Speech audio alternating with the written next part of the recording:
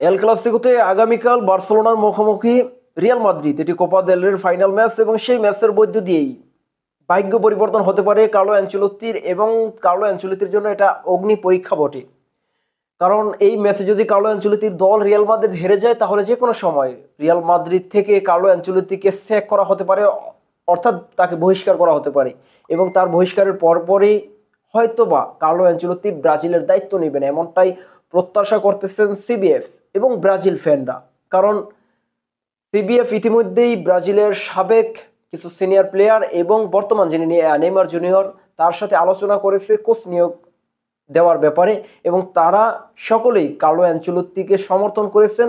Carlo অ্যানচেলত্তিকে পাওয়ার জন্য শত চেষ্টা চালাচ্ছে, মানে 100% চেষ্টা চালাচ্ছে সিবিএফ যে কার্লো অ্যানচেলত্তিকে যে কোনো মূল্যে তারা পেতে চায়। এবং কার্লো অ্যানচেলত্তিকে এটা অফার করা হয়েছে, রিয়াল মাদ্রিদে তিনি যত প্রকারের সুযোগ সুবিধা পেয়ে থাকেন, সেম সুযোগ সুবিধা ব্রাজিলেও তাকে দেওয়া হবে। শুধুমাত্র তাদের প্রয়োজন কার্লো অ্যানচেলত্তিকে। কিন্তু কার্লো অ্যানচেলত্তির রিয়াল মাদ্রিদে চুক্তি রয়েছে 2026 সাল পর্যন্ত। সুতরাং এর আগে তাকে সে চাইলে কোনোভাবে যেতে পারবে না। যদি কার্লো অ্যানচেলত্তিকে বহিষ্কার করা হয়, তাহলে এটাই একমাত্র রাস্তা, আর সেই রাস্তাটা হয়তোবা আগামীকালই খুঁজে পেতে পারে ব্রাজিল। কারণ আগামীকাল এল ক্লাসিকোতে বা কোপা দেল রের ফাইনালে বার্সেলোনা এবং রিয়াল মাদ্রিদ মুখোমুখি। যদি সেই ম্যাচে রিয়াল মাদ্রিদ হেরে যায়, তাহলে স্যাক করা হতে পারে কোচ কার্লো অ্যানচেলত্তিকে, এবং তার পরপরই হয়তোবা যোগ দেবে ব্রাজিলে।